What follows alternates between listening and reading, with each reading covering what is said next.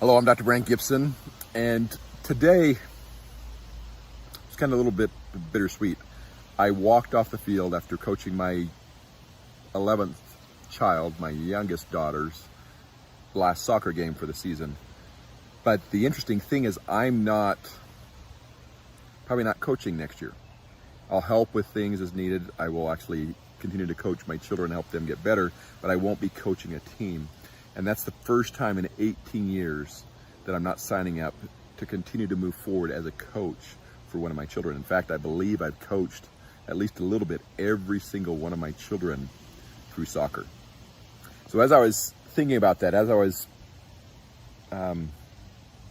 considering what that meant, I started thinking about one of the biggest problems that children have foot pain wise with soccer, and that is heel pain.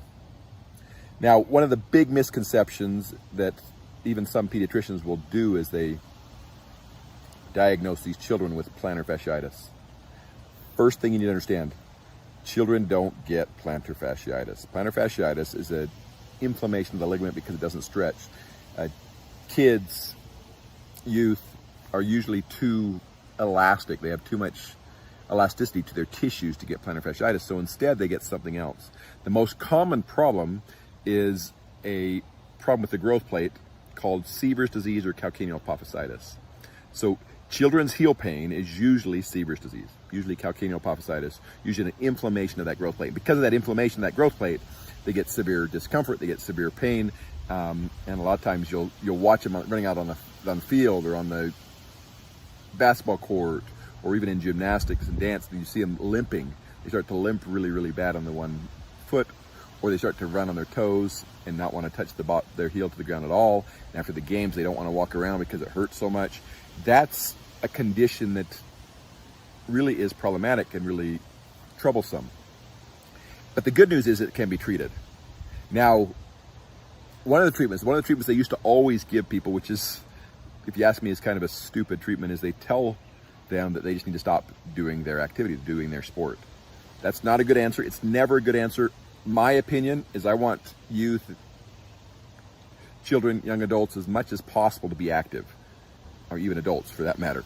The more active, the better. And so we want to get them active. And so we want to say, okay, you're being active. We're going to stop your activity because you hurt. Let's give them a way to stay active and to continue to do what they're supposed to do. So there are really a couple different options. Before I go into what options do work, let me mention a couple that really don't do much, probably shouldn't be used for this. One is, commonly people will go in and they'll get these inserts or off-the-shelf type orthotics from the store. Most of the time, those aren't going to make a difference. Most of the time, they're not going to help. You get the rubberized heel cups or heel lifts or any of that kind of stuff. Most of the time, they're not going to work. They're not going to help. They just continue to be inflamed. They continue to have problems. They continue to have issues. And so because of that, it doesn't really solve the problem. You're going, okay, my child's still limping. They're still hurting. So the other thing that's not a good idea, like I said, is to limit their activities. But there are things that do work. The best way to treat Calacaneal Apophysitis or Sever's disease, children's heel pain, is a plastic hard heel cup.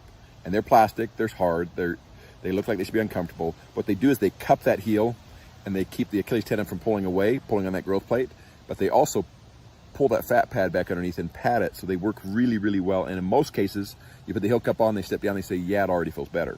It works that well, and typically they're really inexpensive, $2, $3, $4 type situation. You can get them for almost nothing, and they solve the problem.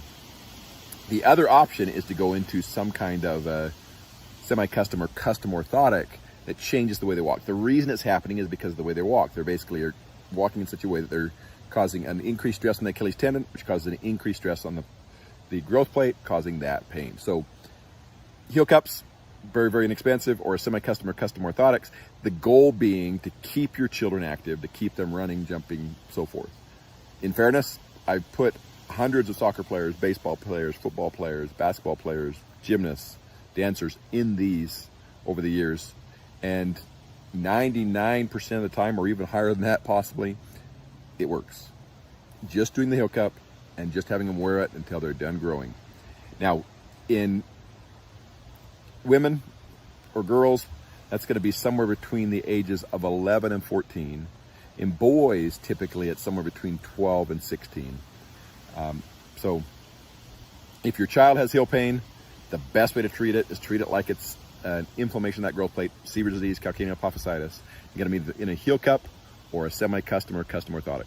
This is Dr. Brandt Gibson. This is your Podiatry Tips Day 340, children's heel pain, and what you can do for it. Thank you. Have a great rest of your day. And if you want to get additional information, or if you just say, look, I need to get heel cups for my child,